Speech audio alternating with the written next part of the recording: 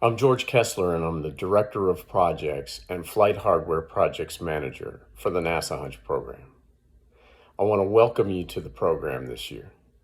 You may already know that HUNCH offers many different experiences working with NASA experts to provide products needed by the space program.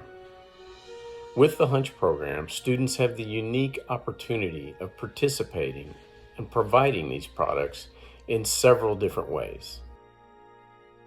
As a student in the Flight Hardware Manufacturing program, you will have the opportunity to participate in the production of spaceflight hardware, supporting the International Space Station program and the astronauts that work and live there. In this program, you may perform precision machining operations and CNC programming. You will learn material controls and process controls required to make sure that the components that you create will meet the strength and structural and safety requirements to be sure that they will not fail in space.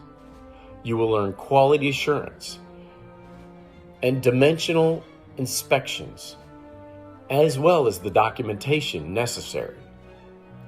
The critical components that you will produce are needed to maintain and upgrade the International Space Station and to extend its life so that it continues to be the amazing science platform that it is today.